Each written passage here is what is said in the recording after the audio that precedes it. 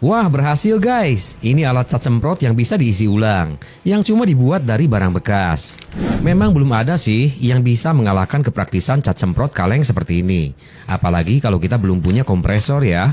Tapi jika melihat isinya yang sedikit, terasa agak mahal. Jika bidang objek yang akan kita cat cukup banyak.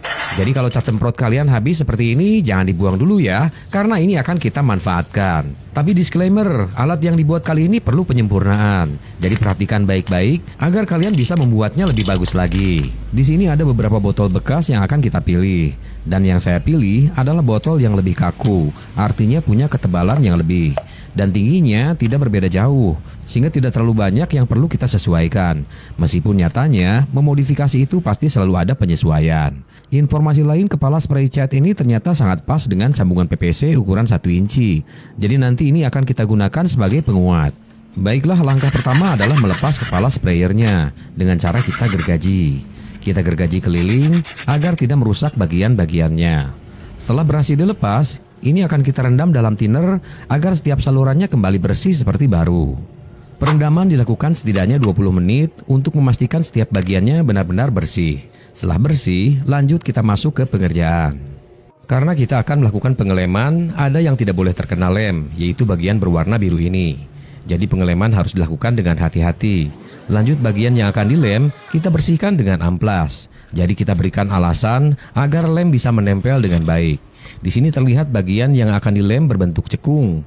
Jadi perlu kita isi dengan baking soda agar permukaannya menjadi rata, sehingga permukaan bidang yang akan kita tempel menjadi lebih luas. Oke, berikutnya kita kerjakan bagian botolnya. Pada bagian tutupnya kita berikan lubang dengan solder dan langsung berikan lubang yang cukup besar. Lanjut kita amplas agar permukaannya menjadi rata. Setelah rata, tutupnya kita buka dan kita masukkan kepala sprayernya.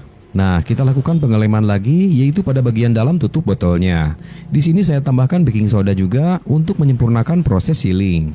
Tapi perhatikan, bagian garis di mana mulut botol menempel tidak boleh terkontaminasi oleh lem, agar tetap kedap udara. Setelah lem kering, kita bersihkan kelebihan baking soda dan kita masuk ke tahap penguatan.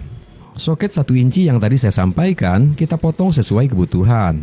Lanjut kepala spray kita masukkan, sisanya celah antara soket dan tutup botol kita isi dengan baking soda. Dan lanjutkan dengan menambahkan lem. Dan ini sudah cukup kuat untuk menahan tekanan angin yang cukup tinggi. Setelah lem kering, kita pastikan katup berwarna biru bisa bergerak bebas saat kita tekan. Jika bisa bergerak bebas, berarti pengeleman yang kita lakukan cukup rapi. Dan yang terakhir, kita kerjakan katup pengisi anginnya. Kita berikan lubang pada bagian atas botolnya, lanjut kita siapkan katup bekas ban sepeda.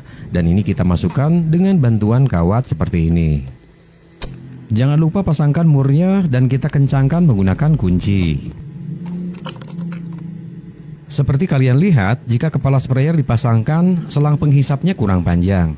Dan ini tinggal kita sambung saja menggunakan selang atau bekas ballpoint juga bisa. Nah, dan alat yang kita buat sudah siap untuk digunakan ya. Jadi perhatikan hal penting ini. Cat yang akan digunakan tidak bisa menggunakan cat besi atau cat kayu biasa, karena akan susah kering. Jadi agar hasilnya mirip dengan cat semprot kalengan, kita harus menggunakan cat duko atau cat yang biasa digunakan untuk mengecat mobil. Kemudian campurkan pengencer cat dengan perbandingan 1:2 atau 1:3 agar campuran lebih ringan dan hasil yang lebih glossy. Sisanya tinggal kita tambahkan angin dan ini sudah siap untuk kita semprotkan. Berikut hal penting lain yang harus disampaikan. Untuk menghasilkan semprotan yang halus dibutuhkan tekanan angin yang tinggi.